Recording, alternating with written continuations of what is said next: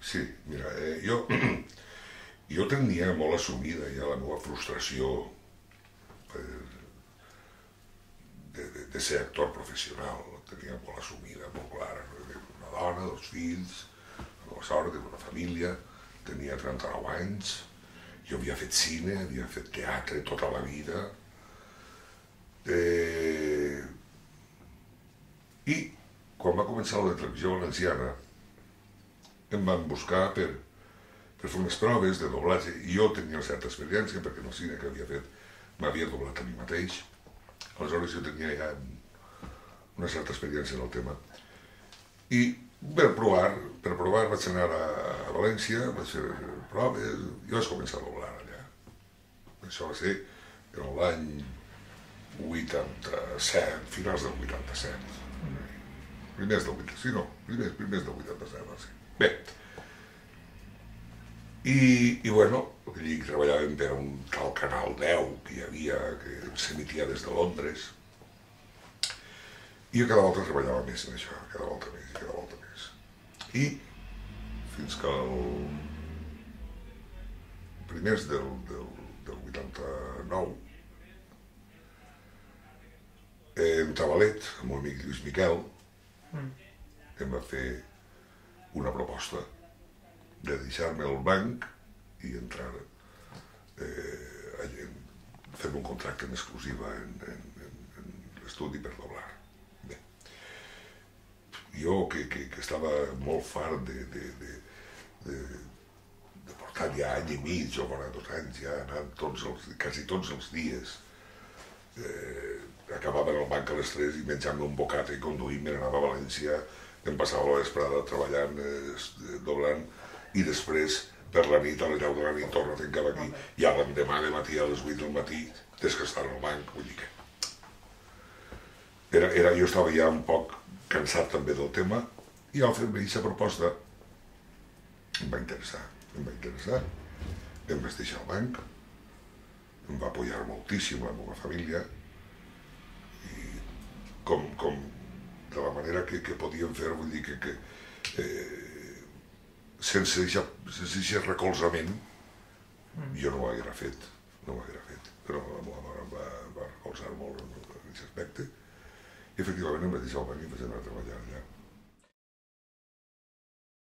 Sí, evidentment, va suposar crear un camp, no només en el doblatge, sinó en el doblatge i en producció pròpia. Així a València, per exemple, una de les primeres sèries que es va fer va ser Herència de sang, i jo vaig estar allí. Van ser uns 120 capítols, o cosa així, però bé, va ser un inici bo. També hi havia una sèrie que dirigia el Toni Canet, que era Beni Fotrem. Vull dir, hi havia una sèrie de coses que... Tot això va revolucionar una mica el món dels actors, i tots se sentien molt esperançats i molt orgullosos que això poguera funcionar, que la gent poguera dedicar-se professionalment i viure només d'allò que professen, d'aquesta activitat que professen. Això era fantàstic. I així va ser en un principi. Després la cosa ha anat minvant com s'ha vist, i fins que tenim el que tenim.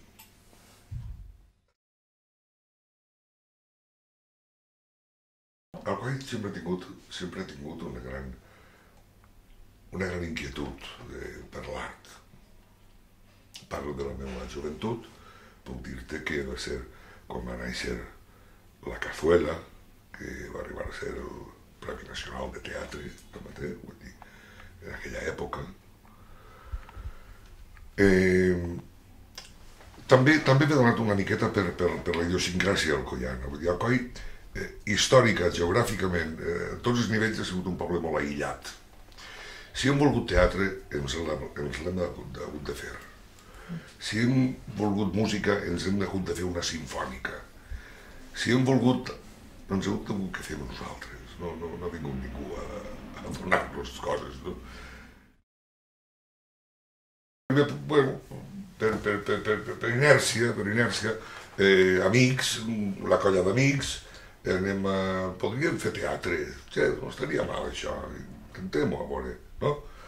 Creem un grup, el grup Assalles, deia, un grup que va néixer a l'ombra de l'Associació d'Antics Alumnes de la Salle. Allà vam començar a fer uns quants muntatges, però clar, cada volta era més ambiciós el que volíem i cada volta les possibilitats es quedaven més curtes. Per tant, no va haver més remei que el grup Assalles s'integrà dins de la cassola, que sí que tenia més possibilitats, tenia més subvencions, es podien fer més coses, i les nostres coses ja passaven a un terreny més elevat, no? I ahir van començar, la cassola és la cuna de tota la interpretació alcoiana. D'allí ha eixit tot el que hi ha, d'allí.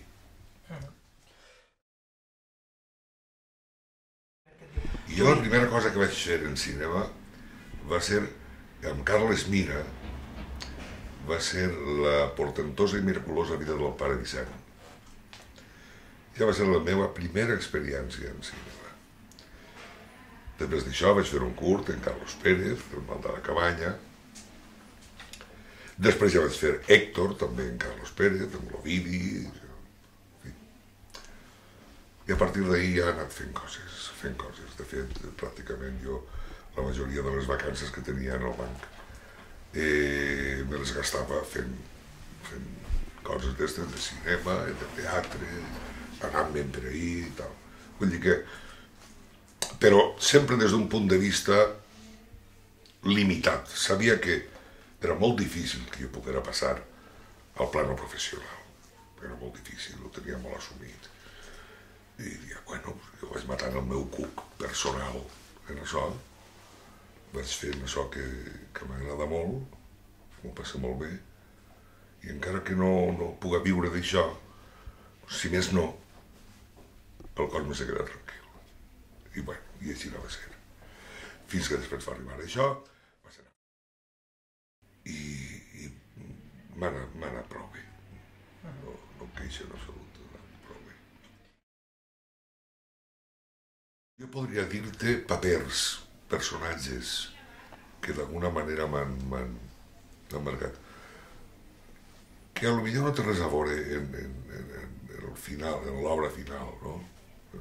L'èxit que hagi pogut tindre l'obra una volta acabada, no?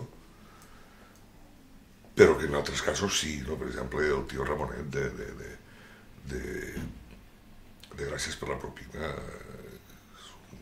és un paper que em va marcar moltíssim. Vaig disfrutar molt, vaig entendre molt un món que jo no havia entès per falta de contacte, no? Altres papers com el del mar, no? Ixa barreja entre pederasta, mafiós, contrabandista. Vull dir, són personatges que realment són molt forts, amb molta carn, t'entren molt a dins.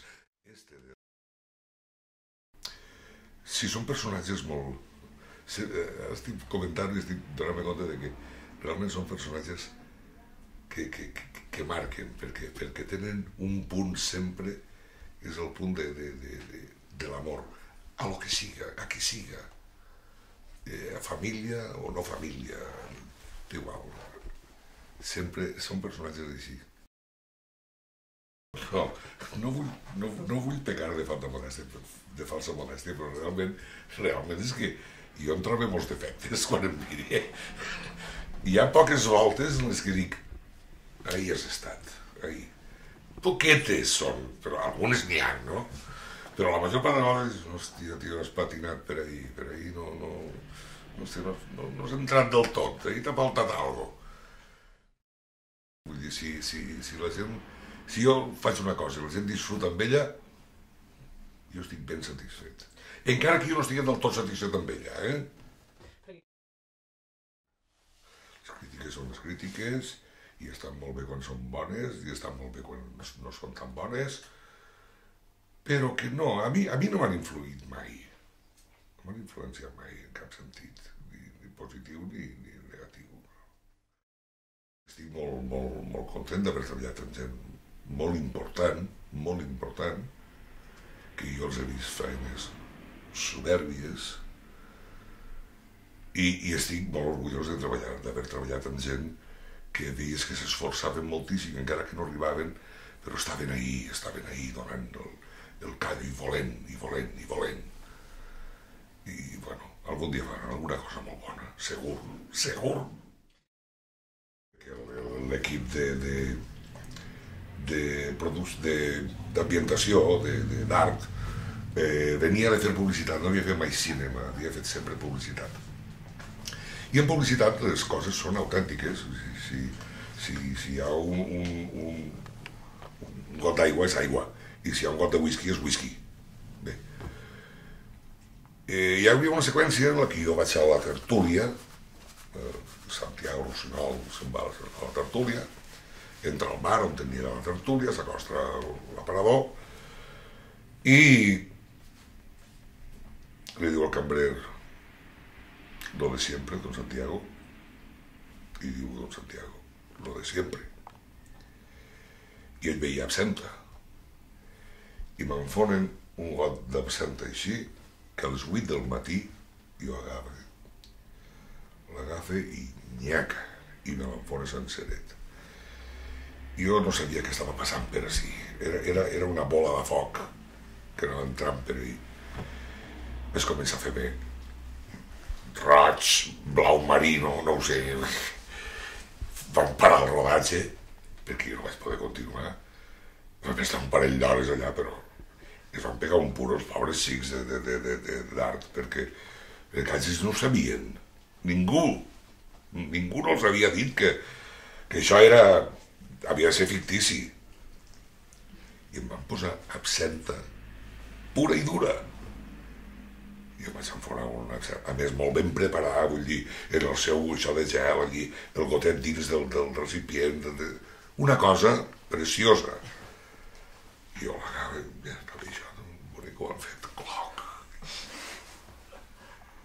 Em vaig quedar, bueno, bé, pasmat. El pitjor record que tinc de la meva carrera va ser una vegada que va vindre Camilo Sesto a fer un concert al Teatre Circ, a Alcoi. I, bueno, allò estava abarrotat. Bueno, bé.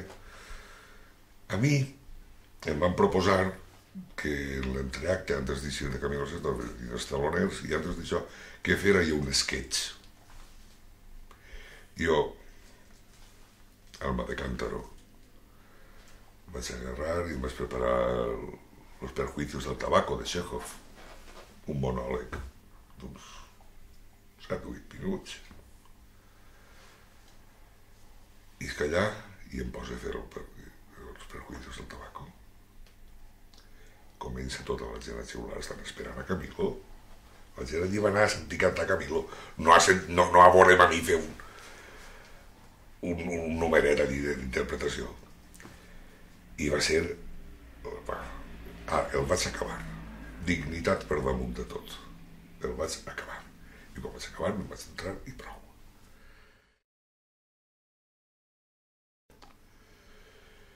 Això dels homenatges està molt bé. I jo dic que està bé ara, perquè fa molts anys que estan donant homenatges, i això està bé. Perquè quan te'ls donen ja, quan eres només major, dius, els sols que estan dient-me adéu ja.